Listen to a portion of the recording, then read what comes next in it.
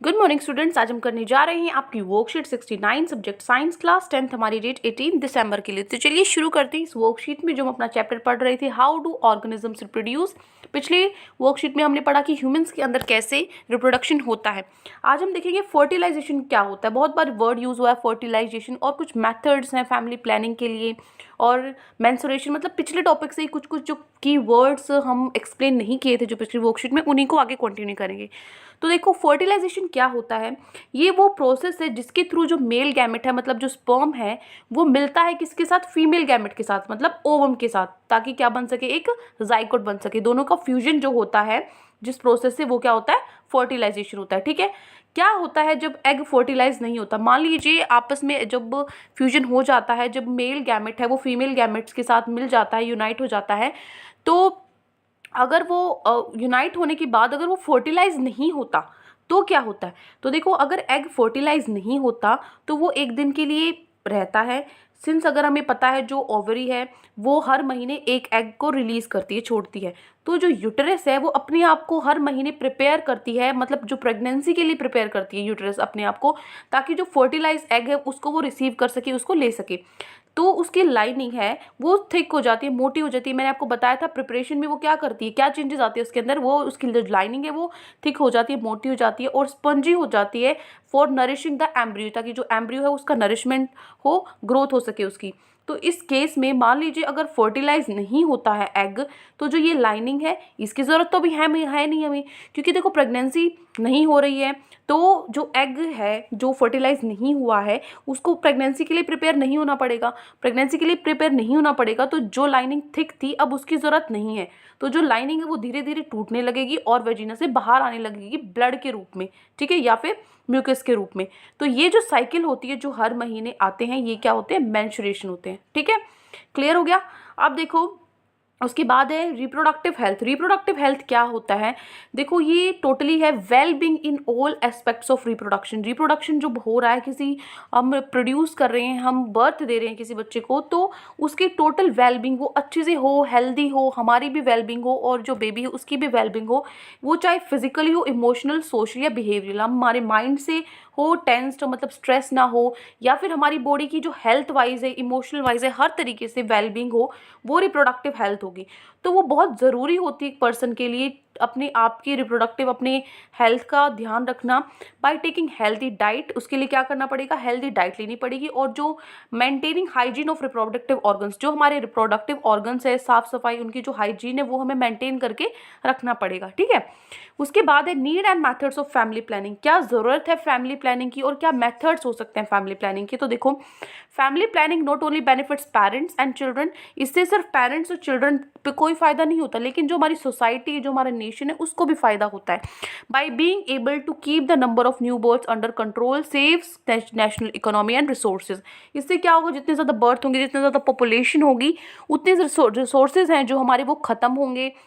उतनी ज़्यादा पॉपुलेशन ज़्यादा बढ़ेगी तो इकोनॉमी पे फ़र्क पड़ेगा, हर चीज़ पे फ़र्क पड़ता है। ठीक है, जितनी ज़्यादा पॉपुलेशन होती है ना, उतनी ज़्यादा कंडीशन डेवलपमेंट कम होती है। बाकी देशों में डेवलपमेंट, अमेरिका इतनी ज़्यादा क्यों है, क्योंकि वहाँ population as compare to us बहुत कम है, तो रिसोर्सेज लोगों के पास ज़्यादा है यूज़ करने के लिए, और इनकम है उनकी वो ज़्यादा है। तो इसलिए जो बर्थ है उसका बर्थ रेट कंट्रोल करना बहुत ज़रूरी है। तो इस चीज़ में भी हेल्प करता है फैमिली प्लानिंग, की सिर्फ हमारी फैमिली के लिए नहीं, जो पूरा वर्ल्ड नेशन है जो, उसमें हेल्प करता है। उसके बाद है देखो, फैमिली प्लानिंग और नीड, उसकी ज़रूरतें क्या हैं। देखो, safe sex versus HIV AIDS. ये क्या होता है आपको पता है, HIV एड्स में क्या होता है कि इससे बीमारी, ये बहुत ही डेंजरस है, जिससे हमारी जान भी जा सकती है। इसमें क्या होगा, जो इम्यूनिटी है ना आदमी की, वो बिल्कुल ख़त्म हो जाती है। कोई भी डिजीज़ है वो बहुत जल्दी कैच करेगा अगर उसको HIV एड्स है। देखो, बहुत सारी डिजीज़ होती है जो ट्रांसमिट होती है सेक्सुअली, सेक्स के थ्रू ट्रांसमिट होती है, पहुँचती है एक दूसरे से, जैसे वायरल है, बैक्टीरिया इन्फेक्शंस है, वार्ड्स है, HIV एड्स हैं, ये सेक्स के थ्रू एक दूसरे में ट्रांसमिट होती है। तो जो HIV है बहुत ही इन्फेक्शियस और डेडली डिजीज़ है, खतरनाक डिजीज़ है, जिससे जान भी जा सकती है। It is possible to prevent such type of disease. इसको हम प्रिवेंट कर सकते हैं, इस डिजीज़ से बच सकते हैं कुछ चीज़ों का अगर हम ध्यान रखें, जैसे कि हम कॉन्डम्स अगर यूज़ करें या सेफ सेक्स अगर हम करें, तो इन चीज़ों से क्या होता है, हम बच सकते हैं सेक्सुअल डिजीज़ से। एक पार्टनर की, जो हमारे पार्टनर है उससे हमें अगर कोई डिजीज़ है, इन्फेक्शन वो हमें ना लगे, तो इन चीज़ों से हम अपने आप को बचा सकते हैं ये स्टेप्स फॉलो करके, ठीक है। तो देखो various methods of family planning. अब फैमिली प्लानिंग के लिए क्या क्या मेथड्स हैं, कैसे हम फैमिली प्लानिंग कर सकते हैं। तो सबसे पहला मेथड है मैकेनिकल बैरियर। इससे क्या होगा, this prevent physical meeting of sperm and egg through a barrier in between. Example मतलब क्या है, जो हमारे गैमेट्स होते हैं, मेल गैमेट और फीमेल गैमेट है, मतलब जो स्पर्म है और जो एग है हमारा, उनको आपस में हम मिलाने से ही अगर हम रोक दें तो भी वो भी मेथड है फैमिली प्लानिंग का। उसके थ्रू भी हम जो प्रेगनेंसी है उसको रोक सकते हैं। जैसे एग्जाम्पल है कॉन्डम अगर हम यूज़ करें। उसके बाद है changing hormonal balance of body. जो हमारी बॉडी है उसके हार्मोन्स को अगर हम कंट्रोल करके रखें, बैलेंस करके रखें, जैसे by changing hormone balance of body, eggs do not release and so fertilisation do not occur. उससे हमारे एग्स हैं वो भी रिलीज नहीं होंगे और जो फर्टिलाइजेशन है वो होगा नहीं। फर्टिलाइजेशन होने के बाद ही प्रेगनेंसी होती है, ठीक है। This is done by taking, ये कैसे हो सकता है, बाय टेकिंग ओरल पिल्स और इंजेक्शन अंडर स्किन। इसके लिए इंजेक्शन भी लगते हैं या फिर हम पिल्स भी ले सकते हैं, दवाइयाँ भी ले सकते हैं। However, this method has some side effects on health if taken for long time. अगर लंबे समय तक अगर हम ऐसे पिल्स लेते रहें तो उससे साइड इफेक्ट होते हैं, हम पे, हमारी बॉडी पे, हेल्थ पे असर पड़ता है, ठीक है। उसके बाद है इंट्रा यूटेरन डिवाइसेस। डिवाइसेस भी होते हैं कुछ जिसको हम IUD बोलते हैं। ये जो डिवाइसेस है ये हमारी जो वुमन है उसके अंदर, उसकी बॉडी के अंदर, शरीर के अंदर डाले जाते हैं डॉक्टर्स के through, there by preventing meeting of sperm with egg, ताकि जो एग है वो स्पर्म्स के साथ नहीं मिल पाए। एग्जाम्पल है जैसे कॉपर टी। फोर्थ मेथड है सर्जिकल मेथड। सर्जिकल मेथड भी होते हैं, ऑपरेशंस के थ्रू भी हम इनको आपस में रोक सकते हैं मिलने से। जैसे it helps to block gamete transport by some minor surgery. कुछ छोटी सी एक सर्जरी होती है, उससे जो गैमेट्स हैं वो उसको रास्ता ब्लॉक कर देता है जिससे वो नहीं मिल पाते। जैसे मेल्स के अंदर it is called vasectomy. Males के अंदर ये होता है वैसेक्टोमी। अगर जो वास्ट डिफरेंस है उसको ब्लॉक कर दें तो जो स्पर्म है वो जा ही नहीं पाएंगे, ट्रांसफ़र ही नहीं हो पाएंगे, ठीक है। उसके बाद फीमेल्स में क्या होता है, ये होता है ट्यूबेक्टोमी, जिसमें जो फेलोपियन ट्यूब है उसको ब्लॉक कर दिया जाता है ताकि जो एग्स हैं वो एंटर ना कर पाएँ, यूट्रस तक ना पहुंच पाएँ और जो फर्टिलाइजेशन है वो ना हो पाए, ठीक है। तो ये मेथड्स हैं फैमिली प्लानिंग के। तो अब हम चलते हैं हमारे क्वेश्चन आंसर्स पे। 5 क्वेश्चन आज आपकी वर्कशीट में हमें गिवन है, तो एक एक करके हम इसको सॉल्व करेंगे। तो देखो फर्स्ट क्वेश्चन हमारा, what is fertilisation, what happens if the egg is not fertilised. Fertilisation क्या होता है और क्या होगा अगर एग है वो फर्टिलाइज नहीं होगा। तो लिखोगे पहले आप, the process by which male gamete जो कि स्पर्म है वो मिलता है, यूनाइट होता है फीमेल गैमेट के साथ जो कि ओवम है, जाइगोट बनाने के लिए, उसको हम क्या बोलते हैं, फर्टिलाइजेशन बोलते हैं, ठीक है। नेक्स्ट है सिंस द ओवरी। हमें पता है, उसने पूछा फर्टिलाइजेशन अगर ना हो तो क्या होगा। तो हमें पता है जो ओवरी है वो हर मंथ एक एग को रिलीज करती है, बाहर छोड़ती है। तो जो यूटेरस है वो अपने आप को प्रिपेयर कर लेता है हर महीने फर्टिलाइज एग को रिसीव करने के लिए। तो उसकी जो लाइनिंग है उसकी वजह से थिक हो जाती है, स्पॉन्जी हो जाती है। तो इन केस अगर फर्टिलाइजेशन नहीं होगा तो क्या होगा, जो ये लाइनिंग है इसकी ज़रूरत नहीं पड़ेगी, lining is not needed any more. तो जो लाइनिंग है वो धीरे धीरे टूट जाएगी और वेजिना से बाहर आ जाएगी ब्लड और म्यूकस के थ्रू, ठीक है। तो ये हो गया आपका क्वेश्चन नंबर 1 का आंसर, ठीक है। Now move to our question number 2। Question number 2 में क्या है, डिफाइन मेंस्ट्रुएशन। मेंस्ट्रुएशन क्या होता है, मेंस्ट्रुएशन या फिर पीरियड भी जिसको हम बोलते हैं वो क्या है, नॉर्मल वेजिनल ब्लीडिंग है। वेजिना से जो ब्लीडिंग होती है, ब्लड निकलता है, जो एक पार्ट है वुमन की मंथली साइकिल का, जो हर महीने वुमेन को आता है। तो हर महीने जो हमारी बॉडी है प्रिपेयर करती है प्रेगनेंसी के लिए। इफ़ नो प्रेगनेंसी अकर्स, अगर प्रेगनेंसी नहीं होती तो जो यूटेरस है या वोम है वो अपनी जो लाइनिंग है उसको बाहर निकाल देता है, शेड कर देता है, ठीक है। तो this is your question number 2। उसके बाद है क्वेश्चन नंबर 3। क्वेश्चन नंबर 3 है why reproductive health is important. जो रिप्रोडक्टिव हेल्थ है वो क्यों ज़रूरी है। तो आप लिखोगे reproductive health is important because first point है, it helps in educating every youth about sexual and reproductive health. इससे एजुकेशन, लोगों को नॉलेज मिलती है अब सेक्सुअल और रिप्रोडक्टिव हेल्थ के बारे में।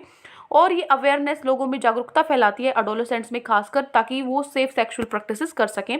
इसके बाद है it helps in preventing sexual transmitted infections including HIV ads.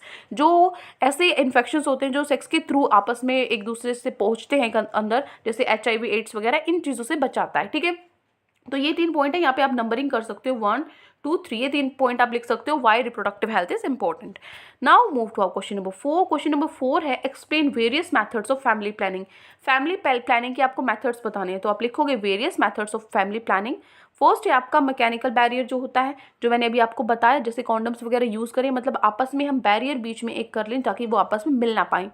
उसके बाद changing hormonal balance of body, जो हार्मोन्स है उनको चेंज अगर हम कर दें, जैसे एग्स हैं वो रिलीज ही ना हो तो फर्टिलाइजेशन होगा ही नहीं। तो इसको हम कर सकते हैं बाय पिल्स और इंजेक्शंस, पिल्स के थ्रू या इंजेक्शंस के थ्रू कर सकते हैं, लेकिन इस मेथड के कुछ साइड इफेक्ट्स भी होते हैं, ठीक है, उन चीज़ों का ध्यान रखना पड़ता है। थर्ड इज इंट्रा यूटेरिन डिवाइसेस हम यूज़ कर सकते हैं, जो डॉक्टर्स हैं उनके थ्रू बॉडी, जो वुमेन है उनकी बॉडी के अंदर ये डिवाइस छोड़ दिया जाता है ताकि जो स्पर्म है एग के साथ ना मिल पाए, जैसे copper T. Now fourth is surgical method. Surgical method में क्या होता है, ये गैमेट को ब्लॉक कर देता है। एक छोटी सी सर्जरी, एक ऑपरेशन होता है उसके थ्रू।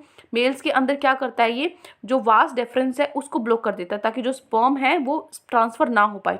जिस मेल्स के अंदर क्या होता है, वेस्क्टोमी होता है, और फीमेल्स के अंदर होता है ट्यूबोक्टोमी, जिसको फैलन ट्यूब्स को ही ब्लॉक कर देते हैं ताकि जो एग है वो यूट्रस तक ना पहुंचे और फर्टिलाइजेशन ना हो सके। तो ये है आपका क्वेश्चन नंबर फोर्थ, ठीक है। क्वेश्चन नंबर फोर्थ के बाद है आपका क्वेश्चन नंबर 5, जो कि हमारा लास्ट क्वेश्चन है। लास्ट क्वेश्चन में है HIV एड्स, उसको कैसे हम उससे बच सकते हैं।